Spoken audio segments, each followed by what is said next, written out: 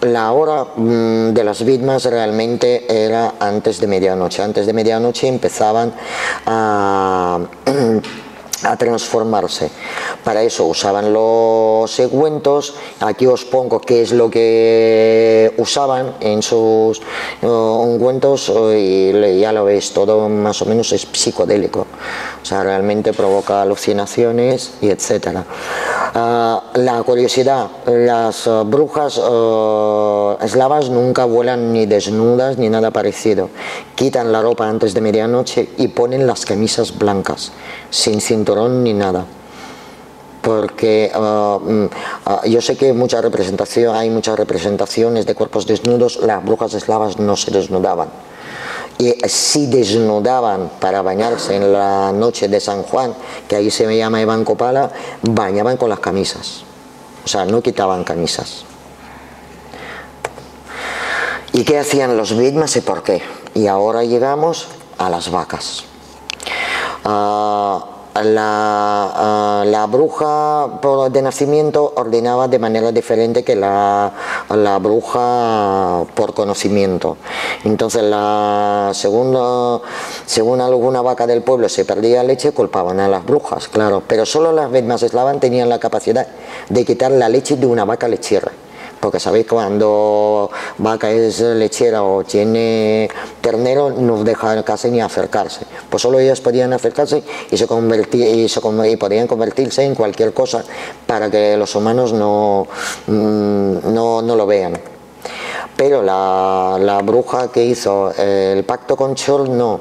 Además tenían como un sistema que primero ordenaba la vaca, después hacía un agujero en su casa, ponía un tapón y cuando quería tenía leche. Pero ¿por qué esta obsesión por la leche de la bruja?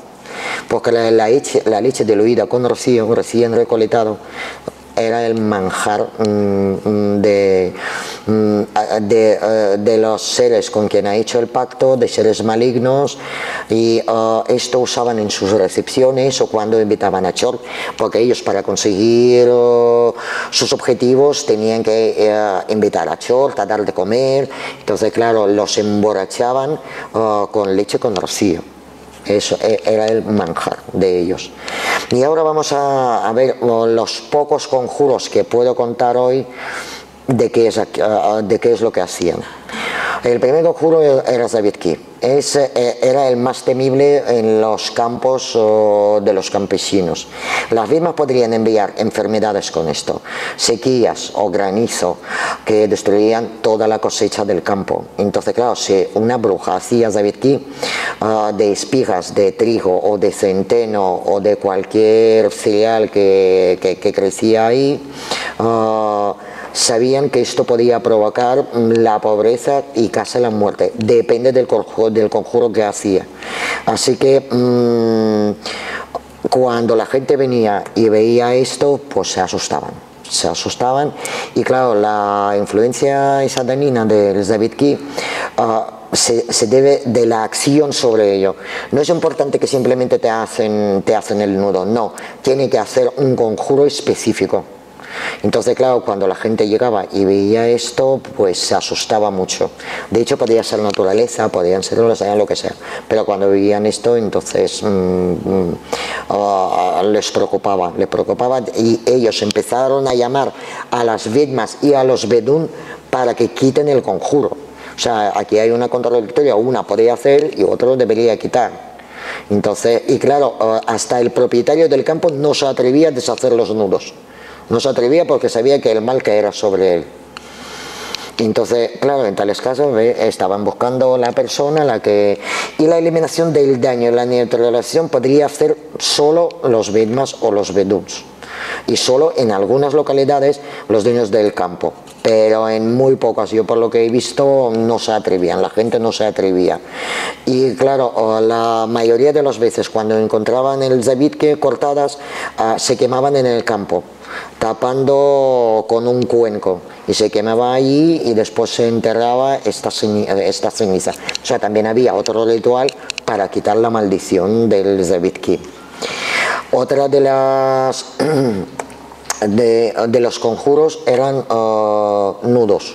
Nudos sabemos que también hay en Europa, la magia de nudos, allí se llamaban nausea. Y conjurar estos nudos o enredar puede servir para varios fines. La aplicación puede ser de bien, o bien o del mal, indiferentemente. Entonces, os acordáis que os he contado que los eslavos llevaban una cruz y también podían llevar un nauz. El nauz es en ruso, o sea, un nudo que he hecho que podía ser las hierbas como talismán, podían servir los cereales, podían servir hasta un conjuro escrito o podía servir una runa, porque aunque no creáis, los eslavos tenían sus propias runas, un poco diferente a las escandinavas. Entonces, claro, los conjuros pues podían proteger, curar. Hasta las mujeres, cuando nacía un niño, cuando tenían un niño o una niña, pues hacían un amuleto de nudos para proteger de todos los males, para que tenga bonanza, para que tenga mucha salud. Entonces, claro, se utilizaban varios materiales.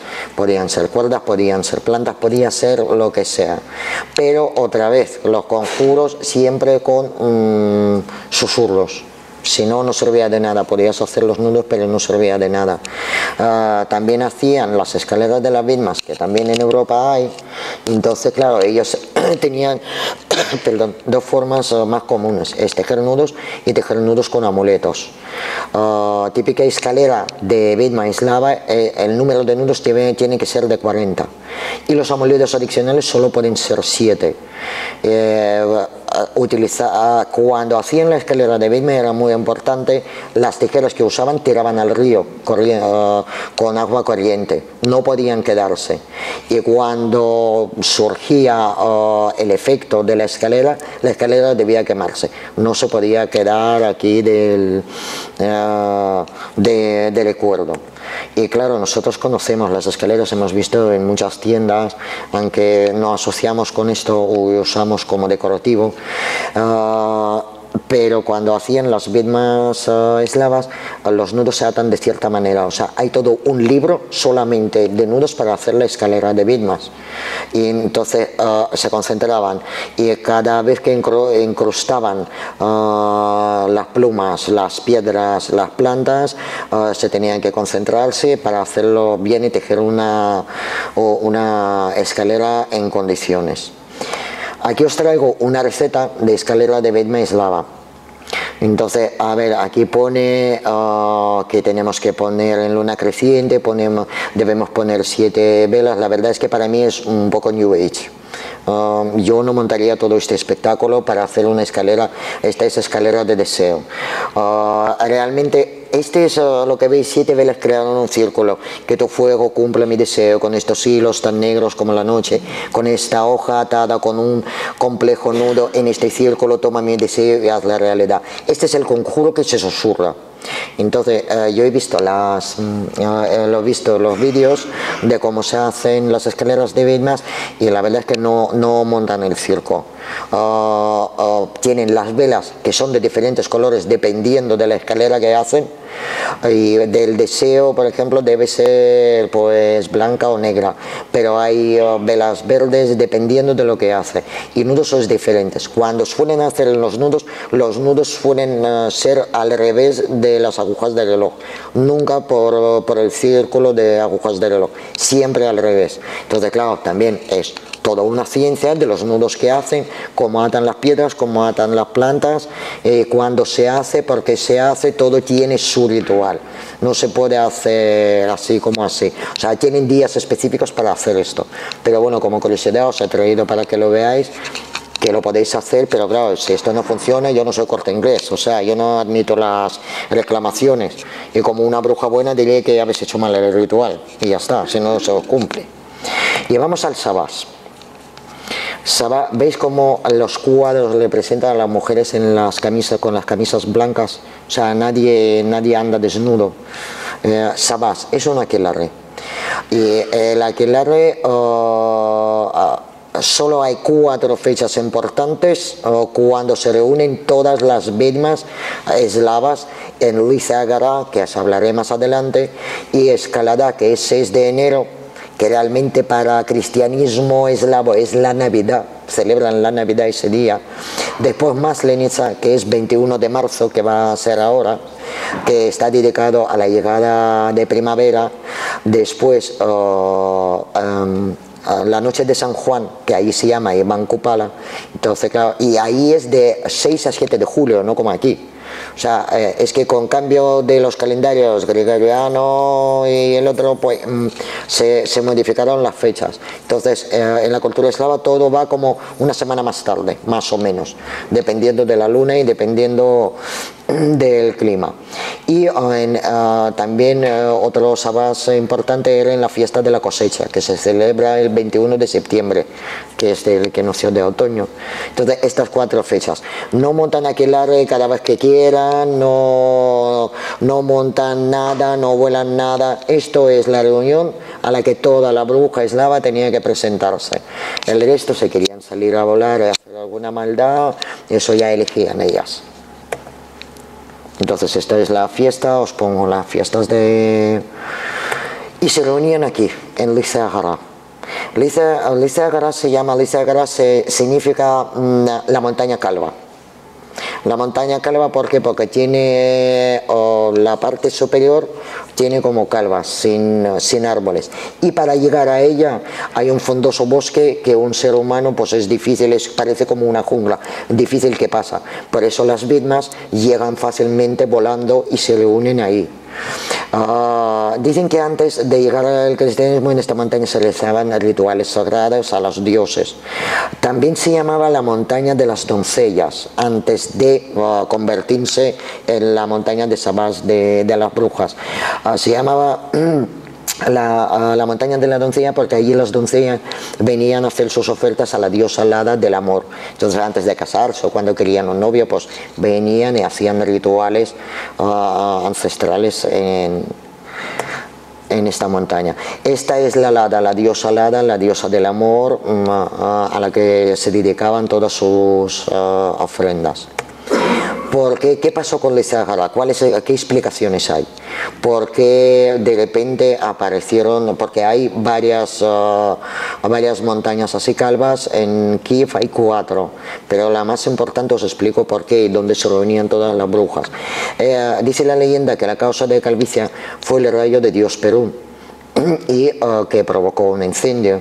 Entonces cuando ya se quedó sin todo esto, fueron castigados los del pueblo por su mala moral, por dios Perún. Entonces mandó los truenos y convirtió esto en lugar inhabitable.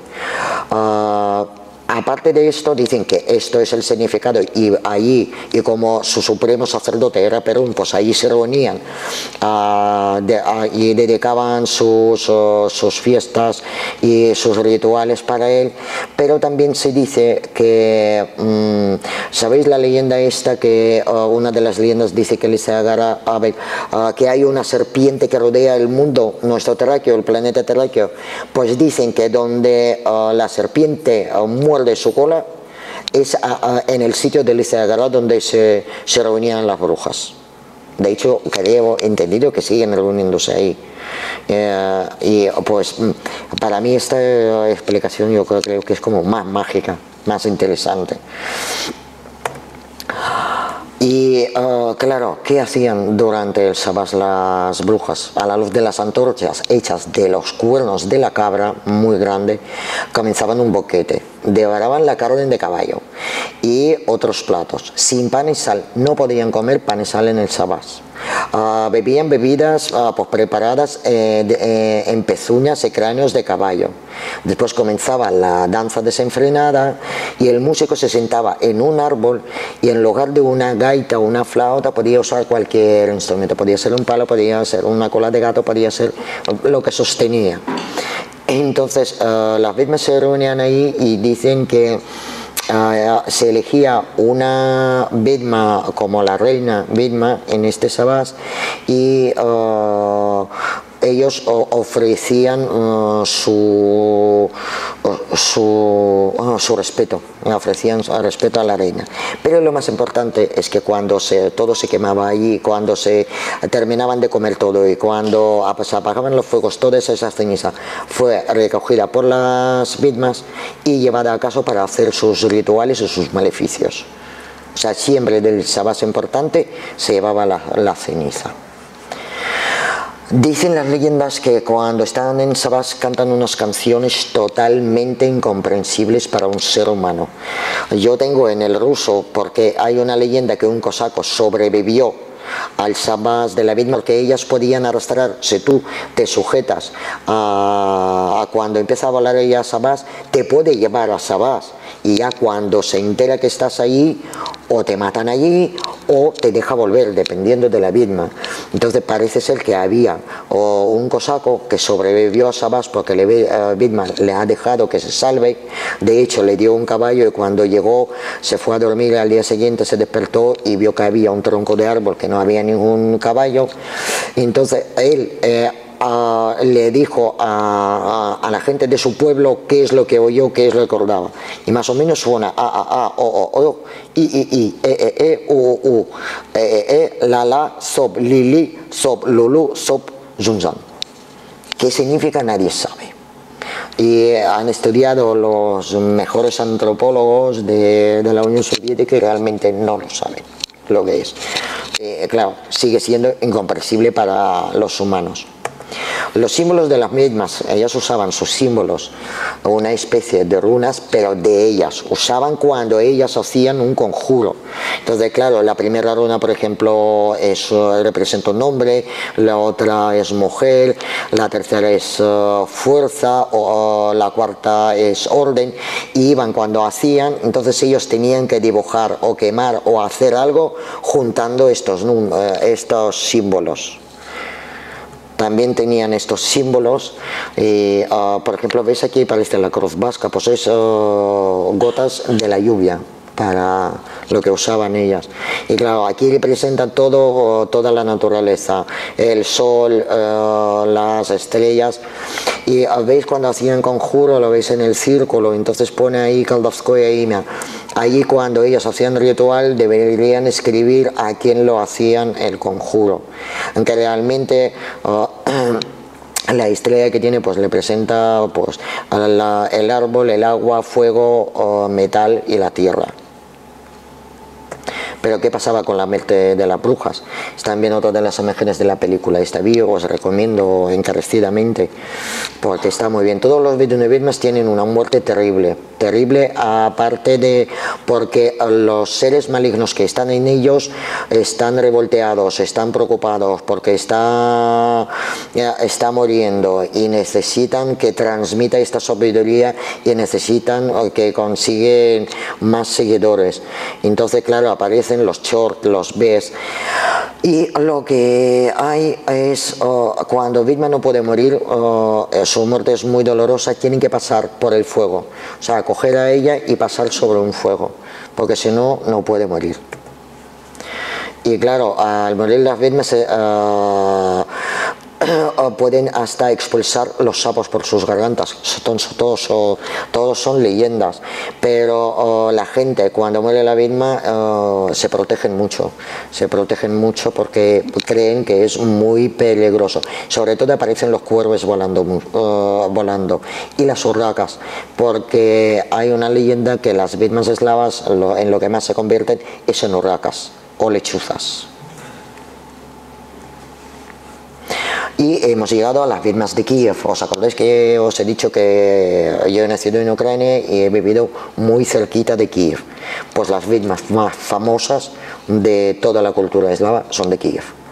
Son las más. Entonces hay una leyenda que los beduinos de las vidmas se criaron por primera vez en la ciudad de Kiev. Y allí se dispersaron por toda la tierra eslava. Y es ahora que con cada vidma es sin duda como la heroína nacional ucraniana.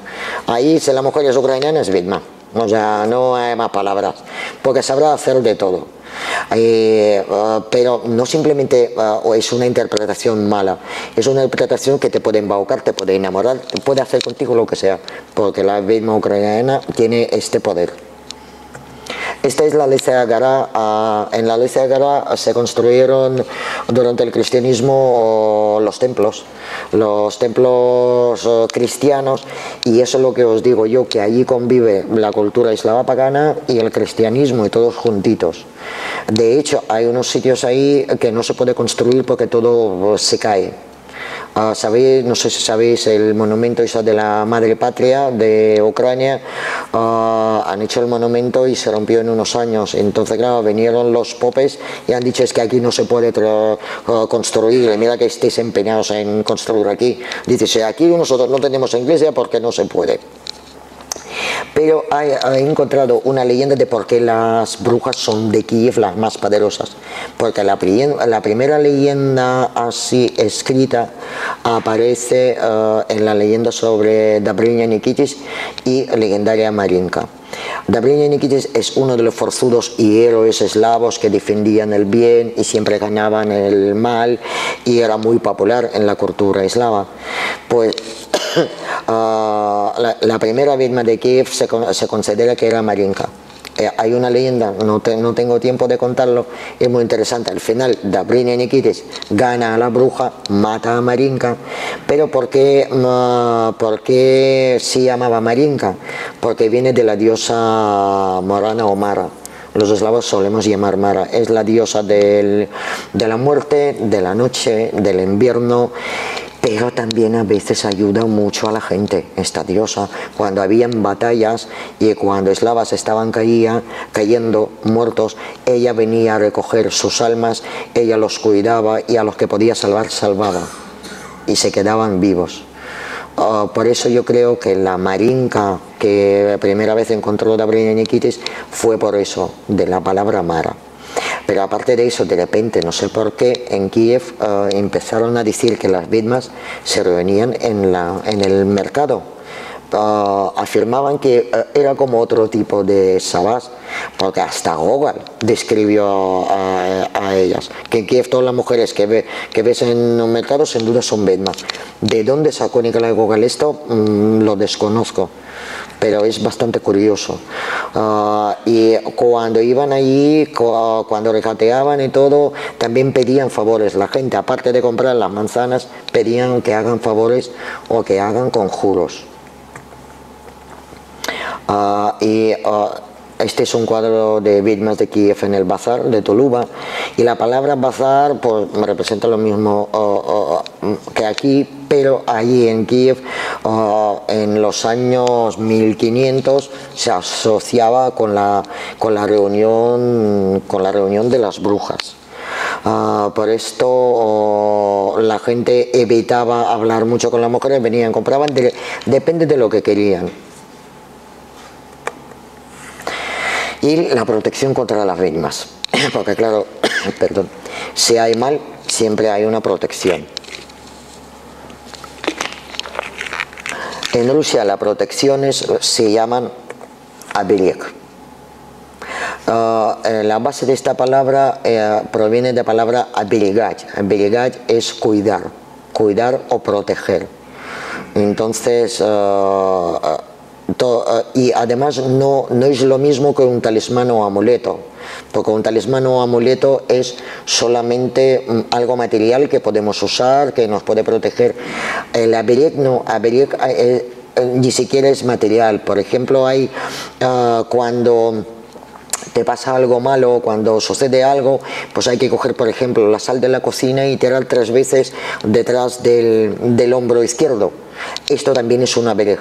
O sea, se está cuidando esta cosa. O sea, abeleg es cuando sales de casa, no puedes volver, se has olvidado algo. Es mejor que te vayas porque estás cortando el camino a tu objetivo o algo. Entonces también es como una protección. Abeleg es protección. Puede ser material o no. Me está dando la tos. Entonces, ¿qué hacían los eslavos? En la puerta principal colocaban hierbas. siempre lleva, y sobre todo el ajenjo y enebro. Son para los eslavos como las hierbas sagradas, y como aquí en algunas religiones cuelgan cardos en las puertas, pues en las puertas eslavas se colgaban las ramitas. Poner la vela, pero claro, la vela no puede ser cualquier vela, tiene que traerse de la iglesia del día de consagración de Jesús. Entonces cuando la gente cristiana va a la iglesia, pues este día traen varias velas bautizadas. También para protegerse en el patio clavaban la escoba para arriba. ¿Por qué? Porque la bruja no puede coger la escoba y volar. Entonces se coge, entonces ahí llega la escoba, se entretiene con la escoba que no puede sacar, no puede dar la vuelta, entonces como que no puede pasar al hogar.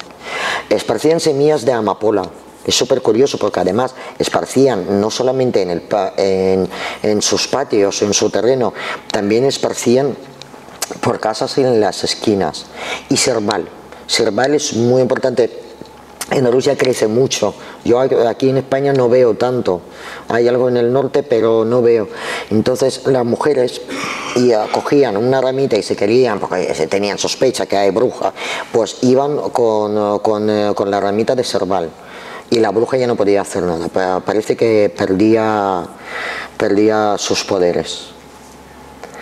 También realizaba conjuros en chimeneas. Como las brujas entraban y salían por chimenea, por todos los que tenían ese tipo de chimeneas, pues hacían un conjuro, y eso es lo que os decía.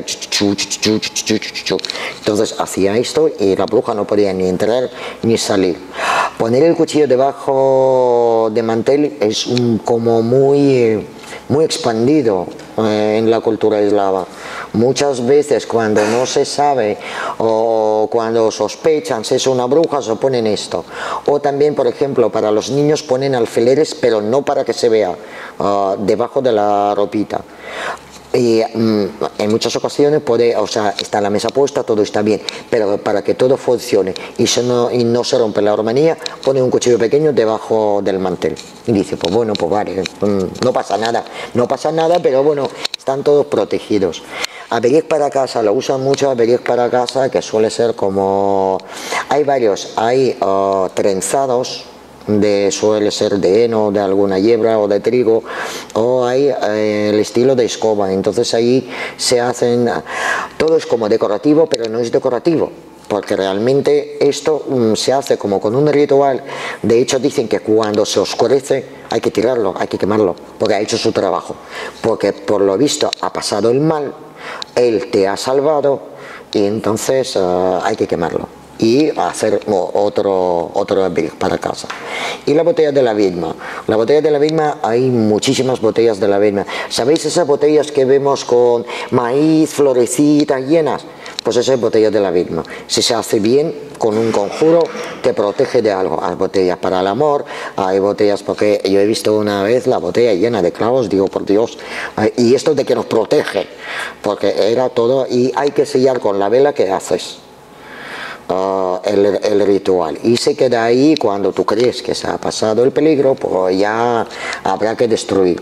O sea, todo lo que se hace en protección de conjuros hay que destruirlo. O sea, no se puede dejar de decir, oye, es que me ha salido muy bonito, lo dejo. No, sácalo, ha cumplido el deseo.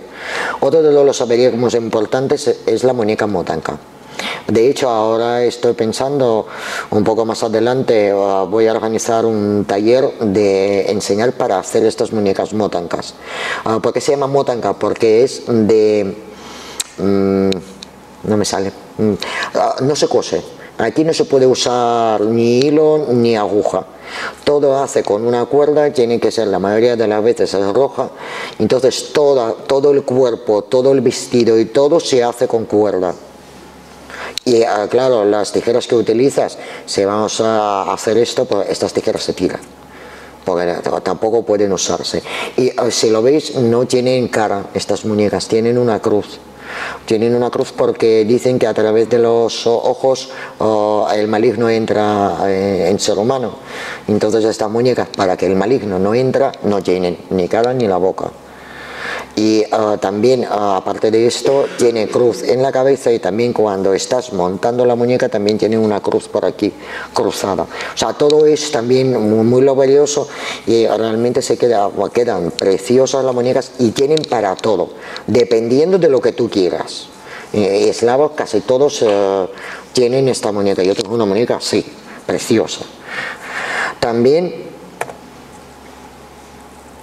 los amuletos. Los amuletos suelen ser, a ver, coinciden con escandinavos, pero no es lo mismo. Porque Calavarot no es lo mismo lo que representa en la mitología vikinga. Por ejemplo, la piedra esa azul es el ojo de oro. Se hace solo en la labradorita, y hay que rayarlo con un punzón y poner de oro, si no, no te vale, es como un ojo protector que llevan. Entonces se usan mucho, y se usan mucho estas imágenes. Son estas runas que veis que hay parecidas, pero aparte de ser runas, es el abecedario. O sea, es como allí prestan mucha atención al abecedario. Cada letra no es porque A es A, no, tiene un significado. El A, el B, por ejemplo, B es Berigina. Berigina es de palabra Aberieg o Bereg, es la que te protege. Porque hay después la L, que es la lada, o sea, todo. Cualquier letra tiene su significado. Además hay trabajos científicos que investigan el abecedario eslavo y explican el significado, porque hay letras que presentan a los dioses, a varios dioses, la fuerza, o sea, todo tiene un significado, no porque es ABCD. Y una de las letras, una de las runas que más me gusta es esa Beriguiña, asociada a las deidades más antiguas, la diosa madre. Entonces la diosa madre presenta toda la protección, para todo. Y hoy os he traído de regalo, cuando vais a salir os van a dar en la puerta una runa con un pequeño ritual de Beriguiña en una piedra. Además, toda la runa de Beriguiña tiene que ser con color verde, y solo hay una que representa al sol, que tiene que culminar, porque cuando escribes runas tienes que terminar las runas y poner como la ofrenda al sol, o sea, el respeto al sol, para que crezca todo lo verde que han traído. Y voy a terminar la conferencia. Es un gran conjuro ruso antiguo que me costó traducir para que sea un poco más poético, petardado, que dice: bella doncella, por bosque paseaba, conjuros susurraba, hierbas recogía, raíces sacaba, la luna robaba, al sol se tragaba, chura la atraente, chura la vedma pidiente. Ya está, hoy estáis todos protegidos, ¿eh? Ya podéis ir tranquilamente a casa. Es chur, la palabra chur en ruso tiene su significado. Chur es como una exclamación, puf, como puf, puf, así. Por eso, y es uno de los más importantes. ¿Por qué dice aquí que recogía la luna? Porque decían que Vedmas robaban las lunas y el sol, pero realmente no robaban. Lo que hacían es tapar, cuando se tapaba el horizonte o el cielo y se tapaba la luna, decían que ha robado la Vedma. También pasaba por el sol. Todo esto, cuando se habla, pues todo es una representación poética de naturaleza y más bien mitológica. Esto lo usan mucho para cuando van, y si tienen, dicen: uy, vamos al sitio de brujas, porque claro, si vosotros intentáis ir al Agora, más os vale leer esto y dicen: bueno, ya me puedo ir, ya no me pasa nada. Y con esto quería terminar mi conferencia. Espero que os haya gustado. Yo creo que lo he cortado mucho, pero bueno.